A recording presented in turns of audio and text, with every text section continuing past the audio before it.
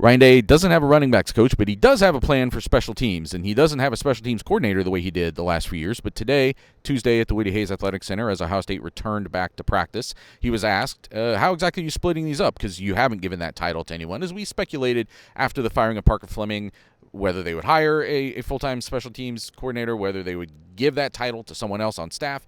No one wears it right now, but he broke it down for us. James Laurinaitis and Matt Guerrieri, the safeties coach, linebackers coach, safeties coach, they are working with the kick team and the punt team. And Brian Hartline and Keenan Bailey are working with the kick return team and the punt return team. And then Ryan Day has sort of an oversight duties there as well. But, Stephen, this seems like the logical way to do this. And it's not a revolutionary thing in college football to take these jobs and scatter them among your assistants, because instead of like putting everything on using up one assistant coach spot on a special teams coordinator, you get to use that in this case for Chip Kelly and frankly and enhance the staff as a whole, and then those duties still just get split up over everybody else, a lot of which are guys who have some background in those jobs anyway. He also mentioned Rob Keyes, who is a longtime Finley head coach, now is an analyst here. He's like coaching the coaches. So a lot of the legwork behind the scenes is who's handling it now instead of a special teams coordinator. I love it, and thought about now that I think he probably should have been doing this since he got hired as Ohio State's head coach. He got the idea from Jim Tressel and just put his own spin on this, because Tressel used to do this, spread out all the different jobs amongst his assistant coaches. Here's why this makes sense. For starters, from the returner standpoint, most of the returners are receivers, so why not have the receivers coach just be with them? Keenan Bailey was a GA not too long ago, so he's worked with special teams plenty of times during his time at Ohio State. And Matt Guerrieri and James Laurinaitis are your new and younger guys on the staff. Tim Walton and Larry Johnson and Jim Knowles will be okay if they don't have those two for a period, because they're doing punt period stuff. Here, it makes sense, and Ryan Day broke it down perfectly. He basically said people don't respect special teams coaches. But to be real, what he was saying was, on the list of hierarchy of people a player want to impress, position coach, coordinator, head coach, because that's how you get on the field. So why not have those guys in charge of a thing where you have mostly young guys participating? Now, in some of the spots that touch the ball, yes, you have your veterans, but a lot of the guys on special teams are freshmen and sophomore trying to work their way up the pecking order. How better to do that? How better to impress your assistant coach? How better to impress your coordinator than to always have their eyes on those guys? So that makes perfect sense. That's how you get on the field at Ohio State. So how about have the guys in charge of getting you on the field also in charge of this first step in getting on the field in the first place? Yeah, and Ryan Day had always mentioned that, special teams, the value of it was the things you're being taught there are applicable to the things you're doing in a scrimmage situation, offense or defense, tackling and the way you move and things like that. There's a lot of programs that have gone to using an analyst. I think maybe Purdue doesn't have a special teams coordinator but has an analyst who's in charge of it, kind of like what they're doing with Rob Keyes. It just seems as even without going beyond the 10 assistants, which has been out there, that maybe there could be expansion beyond the 10 accountable assistants.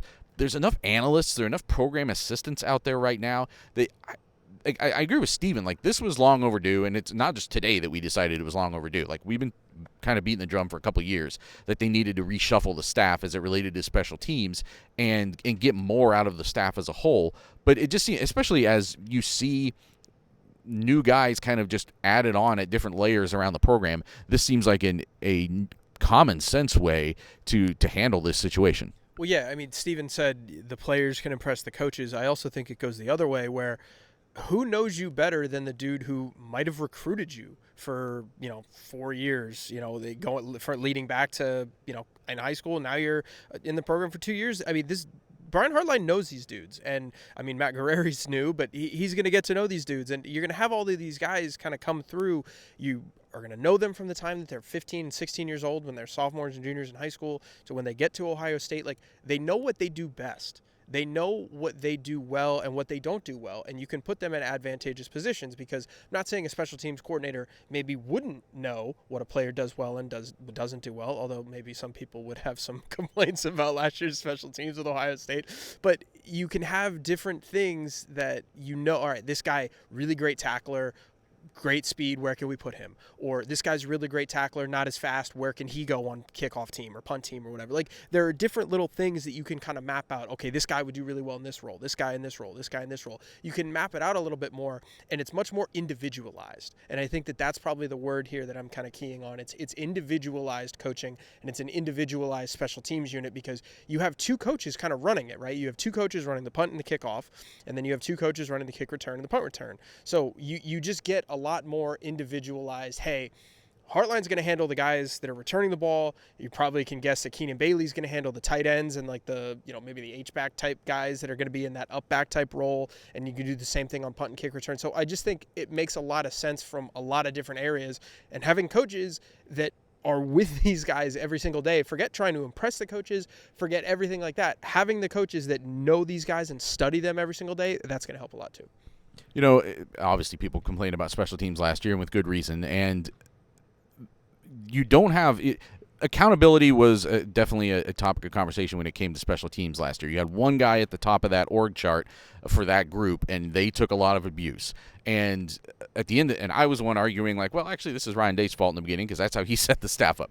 So now the accountability is fully on Ryan Day. He's the one that now oversees special teams in a more direct way. Yes, these other assistant coaches are in charge of it, but ultimately this kind of puts the focus on him for the accountability of how that unit performs. I would also say, as talking about development, Brian Hartline is very early, only in his second year as a coordinator, so he's trying to develop as a coach. Keenan Bailey wants to someday be a coordinator, wants to someday probably even be a head coach, is going to progress in this profession.